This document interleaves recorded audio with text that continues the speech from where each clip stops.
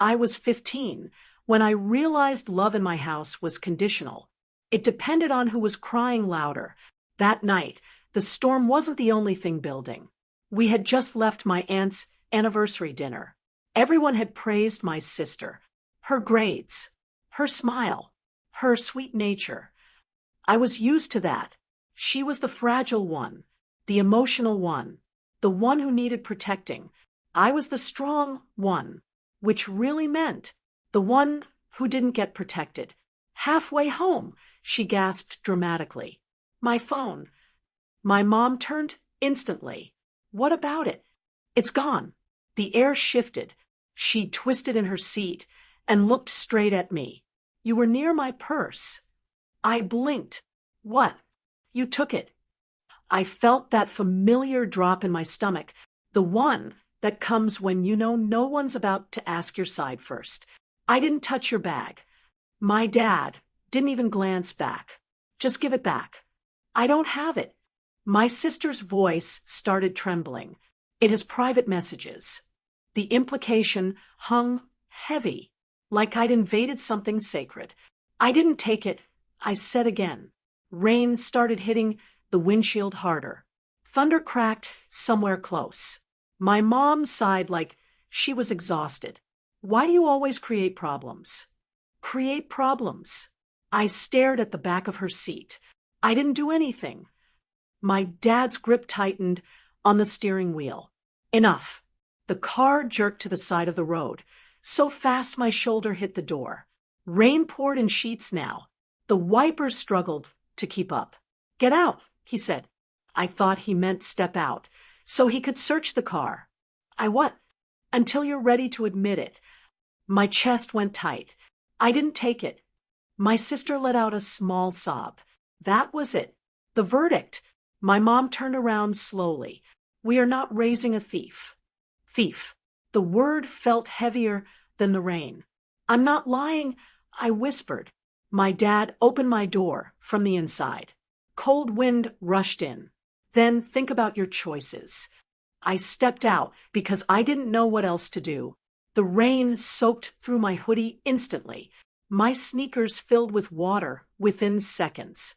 I stood there, heart pounding, waiting for them to cool down, waiting for them to realize this was extreme, waiting for my dad to say, "Get back in." Instead, the door slammed shut. The engine revved. Red taillights glowed through the rain. For a second, I thought they were bluffing. Then the car pulled away and didn't stop. I watched the lights disappear into the darkness. The storm swallowed the road. Thunder cracked again, louder this time. I was 15, on a roadside with no sidewalk, no houses nearby, just trees bending under violent wind. My phone was at 12%. I tried calling my mom, straight to voicemail. I tried my dad, rang once, then declined. My sister didn't answer. Of course she didn't. I don't know how long I stood there. Rain plastered my hair to my face. Cars passed occasionally, headlights blinding, but none slowed down. I kept replaying it. The accusation. The way my dad didn't hesitate. The way my mom used the word thief. It wasn't about the phone. It never was. It was about belief. And I wasn't the believable one. Minutes later, or maybe longer, my phone buzzed. A text from my mom. Your sister found her phone. That was it. No apology. No, we're coming back. Just information. Like I was supposed to feel relieved. Another text followed. Wait there. Wait there. Like I was a package. Like I wasn't a scared kid in the middle of a thunderstorm. Lightning flashed close enough to make me flinch. For the first time, fear settled deep in my chest. Not fear of the dark. Not fear of the storm. Fear of what it meant that they left so easily, that it took so little to choose her version of events over my safety. Headlights appeared in the distance. My heart jumped. Maybe they were coming back. But the car that slowed beside me wasn't ours. The window rolled down slowly. Warm air spilled out. And when I leaned slightly to see who it was, my breath caught. It was Mr. Carter, our neighbor, retired judge, the man who once told me I asked interesting questions. He looked at me carefully, not accusing, not irritated, just observing. "What are you doing out here?" he asked, and for the first time that night, someone sounded concerned, not suspicious, concerned. I tried to answer, but my voice cracked because suddenly the storm didn't feel like the worst part anymore, and they had no idea. The person who just stopped wasn't someone they could dismiss. Mr. Carter answered my dad's call on speaker. "She's with me," he said calmly. Relief flooded my mom's voice. We were coming back. "In a thunderstorm?" he asked. Silence. My dad cleared his throat. Her sister's phone was missing. "And now?" Mr. Carter pressed. A pause. "It was in her purse," my mom admitted.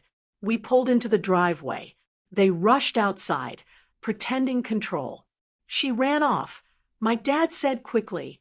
Mr. Carter stepped out. "No, you told her to get out." The word hung there. My mom folded her arms. "We were disciplining her." "She's 15, he replied evenly. That hit hard. "I've seen cases like this cost parents custody," he added. My father's hands started shaking. For the first time, they weren't the authority in the driveway. They were being measured, and they knew it. They had no idea this wasn't just about a storm. It was about who they chose to protect. And it wasn't me. That night, no one yelled.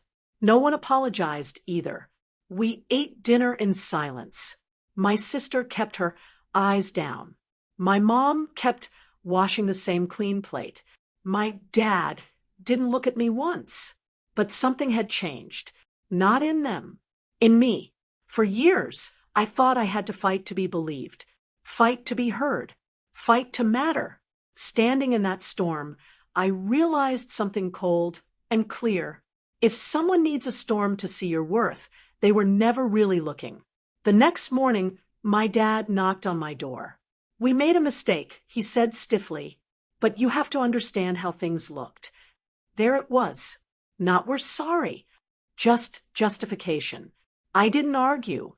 I didn't cry. I just said, "I understand perfectly." Because I did. I understood that love without trust isn't protection. It's control. From that day forward, I stopped begging for fairness. I focused on my grades, on scholarships, on building a life that didn't depend on their approval. Mr. Carter never brought that night up again. He didn't need to. He had already shown me something powerful. Calm truth is louder than emotional chaos. Years later, when I left for college, my mom hugged me tight. My dad said, "Make us proud." I nodded politely, but inside, I knew something they didn't. I wasn't leaving to make them proud. I was leaving because I had learned who would stand in the rain for me and who would drive away. They didn't lose me that night. They lost the version of me that kept asking to be chosen.